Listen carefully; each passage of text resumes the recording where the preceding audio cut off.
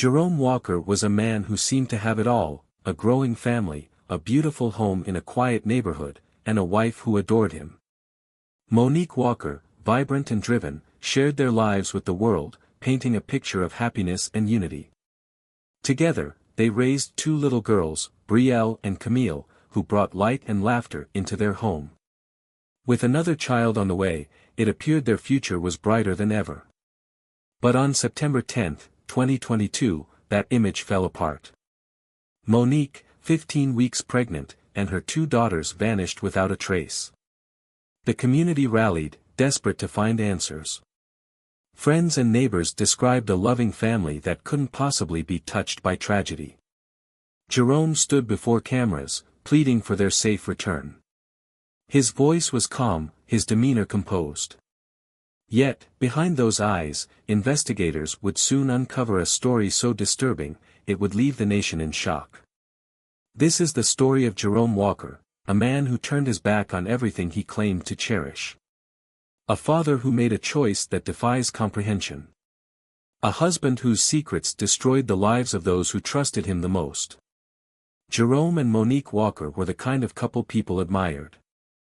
Monique, an ambitious and optimistic mother, shared their life on social media, posts filled with love, laughter, and milestones. Her husband, Jerome, was a quiet man who supported his wife's dreams, providing a sense of stability that seemed unshakable. Their two daughters, Brielle, 4 years old, and Camille, just 3, were the heart of their world. Brielle was thoughtful and gentle, while Camille was a ball of energy who could brighten even the darkest day. Together, they lived in Willow Creek, a small, tight-knit town where neighbors looked out for each other, and trust was as much a part of life as the sunset over the rolling hills in the distance. It was a community where the Walker family seemed to thrive. Their home, nestled in a quiet cul-de-sac, became a place of celebration and joy. From birthday parties to family movie nights, Monique shared it all, often captioned with words like blessed and grateful. But on September 10, 2022, everything changed. Monique's close friends became alarmed when she missed a morning appointment and failed to respond to calls or messages. They knew something was wrong. A welfare check at the Walkers' home turned up nothing but eerie silence.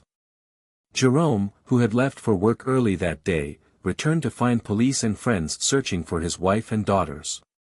His demeanor was strange, detached, emotionless, and far from the concerned father you might expect. As the hours turned into days, his calm explanations began to raise questions, and whispers of doubt spread through the town. How could this seemingly devoted husband and father stand before the world, begging for their return, while hiding a truth so horrifying it would leave a nation speechless? What led Jerome Walker to commit the ultimate betrayal? And what could drive a man to destroy the family he once claimed to love? To understand the depths of this tragedy, we must first look at the lives of those it destroyed. Monique Gabrielle Walker was born on February 15, 1987, in Jackson, Mississippi. Her friends and family described her as determined, loving, and fiercely loyal. Despite struggling with health issues, Monique built a successful career and a social media presence where she openly shared her journey, her triumphs, her struggles, and above all, her love for her family. Jerome Walker grew up in Charlotte, North Carolina, described by those who knew him as quiet, reserved, and hardworking. He met Monique in 2011 through mutual friends. Monique later recounted their first meeting as a moment when she felt unsure, but Jerome's patience and unwavering support won her over. The couple married in 2014 and soon moved to Willow Creek to start their new life. The Walkers' daughters, Brielle Simone and Camille Gabrielle, affectionately nicknamed Cammy, were the light of their lives. Brielle was shy and thoughtful, always looking after her younger sister. Cammy, by contrast, was adventurous and spirited, with a laugh that could fill any room. Monique doted on her girls, frequently posting pictures and videos of their adventures together, from family outings to simple moments at home. By all appearances, the Walker family had it all. Jerome worked as a mechanic for a local auto repair shop, providing financial stability.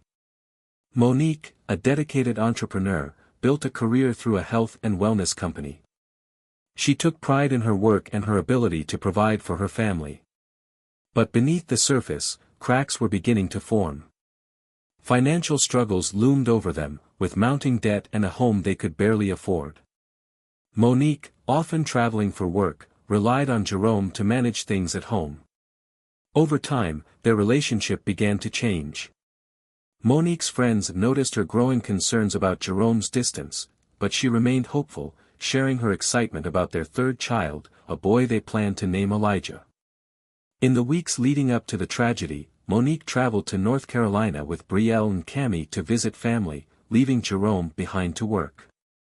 During that time, Monique began to sense that something wasn't right. Jerome seemed distant, his once loving texts now cold and indifferent. She confided in her friends about her fears that Jerome might no longer be invested in their marriage. Jerome, meanwhile, had become involved with another woman, Lauren Kessler, a coworker at the auto repair shop.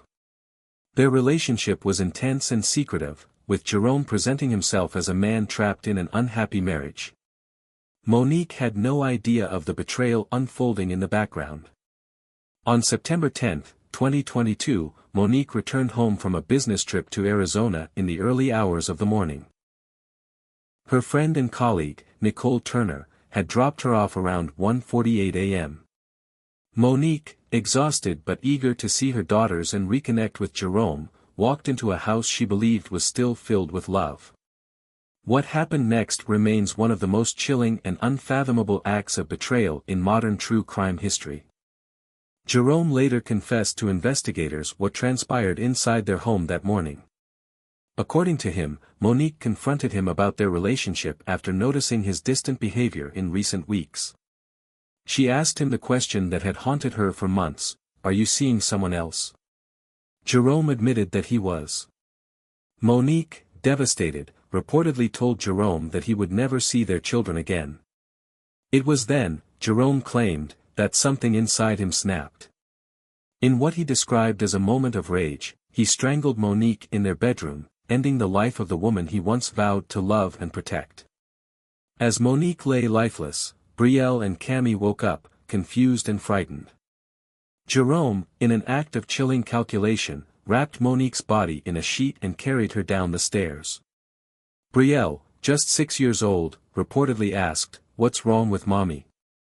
Jerome assured her everything was fine. But nothing could be further from the truth. Jerome loaded Monique's body into his truck, placing it on the floor of the back seat. Then, he strapped Brielle and Cammie into their car seats as if it were just another morning. He drove them to an abandoned warehouse on the outskirts of town, a location he knew would be isolated and far from prying eyes. When they arrived, Jerome carried out the next horrifying phase of his plan. He smothered Cammie first, using a blanket to take the life of his youngest daughter. Brielle, realizing what was happening, pleaded with her father. "Daddy, no," were her final words before Jerome ended her life in the same way. Jerome hid Monique's body in a concealed storage closet inside the warehouse and placed Brielle and Cammie's small bodies in 2 large wooden crates filled with debris. The crates were stacked among others, blending into the abandoned building's forgotten surroundings. It was a crime so calculated, so devoid of humanity, that even the most seasoned investigators were left shaken. The search for Monique, Brielle, and Cammie began almost immediately. Nicole Turner, Monique's close friend, became alarmed when Monique missed a doctor's appointment and failed to respond to texts or calls, behavior entirely out of character. Nicole went to the Thomas home and, unable to find Monique or the girls, contacted the police. When officers arrived, they conducted a welfare check. Jerome was calm, almost unnervingly so, as he let them into the house. The scene inside was strange. Monique's phone, purse, and medications were still there. The children's beds were unmade, and their favorite toys were untouched. Despite these troubling signs, Jerome insisted that Monique had taken the girls to visit a friend. Nicole, however, wasn't convinced. She urged investigators to dig deeper. Jerome's behavior, she noted, didn't align with that of a worried husband and father. The detectives shared her concerns and began piecing together the timeline of events. As the search intensified, law enforcement obtained security footage from a nearby business. The video showed Jerome backing his truck into the driveway early that morning and loading something into the back. Jerome claimed he was packing tools for work, but the footage told a different story. Investigators noticed his movements were deliberate and unusually careful. Authorities also examined Jerome's phone records. They discovered a series of text messages between him and Monique in the days leading up to her death. Monique had expressed her concerns about their marriage, pleading with Jerome to be honest about his feelings. Jerome's responses were cold and detached, a stark contrast to Monique's emotional messages. Then came the discovery that changed everything. Jerome had been having an affair with Kendra Bailey, a co-worker at a local construction firm. Kendra admitted to the relationship but claimed Jerome had told her he was separated and in the process of divorcing Monique. She provided investigators with text messages and search history from her phone, including searches like "marrying your boyfriend" and news about the disappearance of Monique Thomas. As the pressure mounted, Jerome's story began to fall apart. He agreed to take a polygraph test, a decision that would prove disastrous. During the test, Jerome was asked direct questions about the disappearance of his family. The results were clear: he failed every single question. Confronted with the evidence, Jerome initially claimed that Monique had killed the children in a fit of rage after learning about his affair, and that he had strangled her in retaliation. It was a story designed to shift blame, but investigators didn't believe it. They continued to press Jerome, and eventually, he broke. He confessed to killing Monique and his daughters, leading detectives to the abandoned warehouse where he had hidden their bodies. The recovery of the victims was a grim and harrowing task. Monique's body was found wrapped in a sheet inside a dusty storage closet, while Brielle and Cammy were retrieved from the wooden crates. The conditions in which the children were placed shocked even the most experienced officers, solidifying this case as one of the most heinous crimes they had ever encountered. The evidence against Jerome was overwhelming: security footage, text messages, GPS data from his truck, and his own confession. There was no doubt, Jerome Thomas had coldly and methodically murdered his family. Jerome Thomas's confession seemed to bring the case to a close, but what investigators uncovered in the aftermath would leave the nation reeling. As the court proceedings began, the evidence against Jerome painted a picture of cold calculation. While Jerome initially claimed that the murders were a spontaneous act of rage, prosecutors revealed a premeditated plan. In the days leading up to the murders, Jerome had displayed behaviors that suggested he was preparing to erase his family from his life entirely. Phone records showed that Jerome had been researching vacations and future plans with his mistress, Kendra Bailey, even as Monique pleaded with him to save their marriage. He had searched for luxury apartments and romantic getaways, painting a chilling contrast to the horror that awaited his wife and daughters. In interviews, Kendra told investigators that she had no idea Jerome was still actively involved with his wife. She described him as a man looking for a fresh start. But even Kendra's account didn't absolve her of public scrutiny. Many questioned how much she truly knew and whether her presence had pushed Jerome to commit the ultimate betrayal. The most heart-wrenching twist came from the autopsy reports. Brielle, the eldest daughter, had fought for her life. She had defensive injuries, indicating that she had struggled against her father during her final moments. Her last words, "Daddy, no," echoed in the courtroom as a devastating reminder of the innocence and trust betrayed by someone she loved unconditionally. Monique's family, sitting stoically in the courtroom, listened as the prosecutor detailed the timeline of the murders. Jerome had spent the days before the killings pretending everything was normal, taking his daughters to the park, texting Monique about baby names, and planning a future he had no intention of fulfilling. The prosecution emphasized that Jerome's actions were not impulsive. They were deliberate. The murders were a calculated effort to remove his family so he could pursue a new life with his mistress. He had seen his daughters as obstacles and his wife as a burden. For Jerome Thomas, his family was disposable. The final blow came when the court revealed that Jerome had initially planned to stage the scene to frame Monique for the murders. He had intended to leave the bodies in the house and fabricate a story of a domestic dispute turned fatal. This plan unraveled under the weight of mounting evidence, leaving Jerome with no option but to confess. As these details emerged, the public grappled with the enormity of his betrayal. How could a man who appeared so mild-mannered commit such unspeakable acts? What could lead a father to turn against his own children? The answers, if they existed, provided no solace. On November 6, 2022, Jerome Thomas pleaded guilty to the murders of Monique, Brielle, Camille, and his unborn son. By accepting a plea deal, Jerome avoided the death penalty, but it offered little solace to Monique's family. They were left with unimaginable grief and a haunting question that can never truly be answered: why?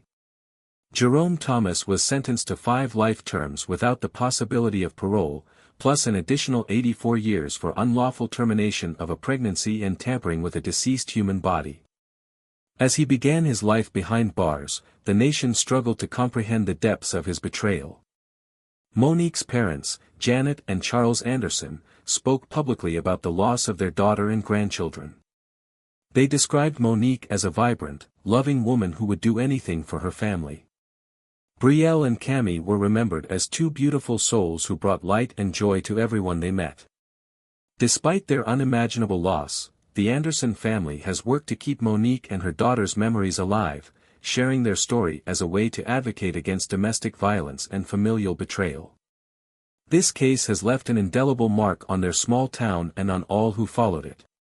It serves as a sobering reminder that evil can hide in plain sight, and that the bonds of family, so often cherished, can, in rare and tragic cases, be irreparably broken. So, we are left with the haunting reality: Jerome Thomas wasn't a stranger to his family. He was their protector, their provider, their father and husband. And yet, in the end, he became their destroyer. What drives a person to commit such an unthinkable act? Was it greed? Selfishness? Or something far more complicated that we may never fully understand? These are questions that linger, as we try to make sense of a tragedy that defies comprehension. What do you think about this case? Do you believe the punishment Jerome received was enough, or does a crime like this demand even greater consequences? Let us know your thoughts in the comments below. And if you or someone you know is struggling in a toxic or abusive relationship, there are resources that can help. Don't wait until it's too late. If you found this story insightful, please give it a like and share it with others who follow true crime stories. Don't forget to subscribe to our channel for more cases like this one, and hit the notification bell so you never miss an upload. We'll uncover another story that shook a community to its core, a case of betrayal, greed, and a search for justice. Thank you for watching, and we'll see you next time.